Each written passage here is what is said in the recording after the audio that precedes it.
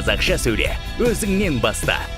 Қазақстан Республикасы Президентінің болашақ халықаралық стипендиясы стипендиаттарының қауымдастығы. Жоба демеушісі Unicom Business Group жауапкершілігі шектеулі серіктестігі.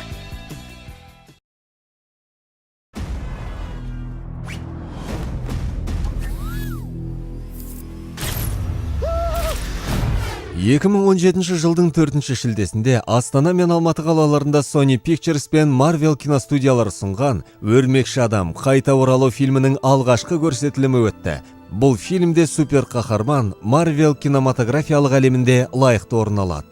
Фильмнің сюжеті бойынша Питер Паркер кекшілдермен кездесуден әсер алып үйіне қайтып оралды.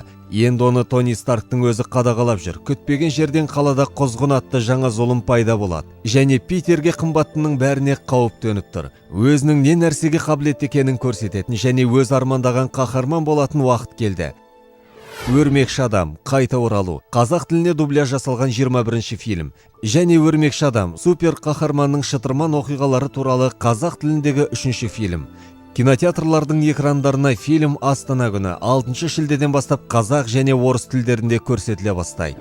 Жалпы менің дыбыстаған кейіпкерім ол Питер Паркер, Өрмекші адам.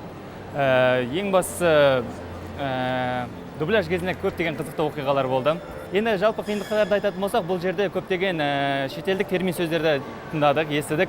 Сол термин сөздерді айту, жеткізу маған қиындыққа соқты. Бірақ режиссердің арқасында жеткізе білдім. Сондықтан бұл киноны көруге баршаларыңызға кеңес берем. Себебі бұл сапалы дыбысталған, қазақшаға аударылған сапалы кино.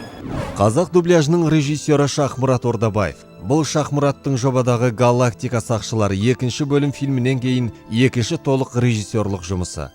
Бас кейіпкерлердің дауыстарын Заңғар Әбенов, Асылбек Қапаев, Нұркен Өтеуілов, Шахмұрат Ордабаев, Айнұр Бермұхамбетова және басқа да актерлар дыбыстады. Дубляжға барлығы 24 актер қатысты.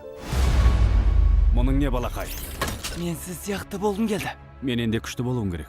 Костюмді қайтар. Бірақ костюмсіз ешкім емеспін. Дәл осылай ойласаң, онда сенің құрғаның.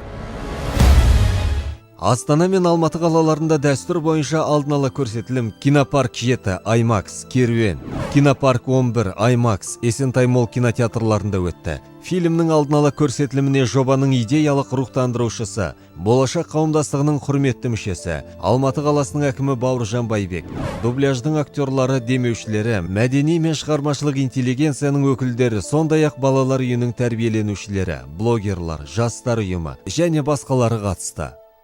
Кино көңілімнен өте қатты шықты. Керемет, актерлардың ойындары, қазақ тілін нағыз дамытатын, нағыз осындай кинолар түсірілу керек, осындай біздің елімізде дубляждар жасалу керек. Мен барлық көрермендерді осы фильмді қазақ тілінде көруге шақырамын. Қазақша сөйле, болашақ өзіңнен басталады.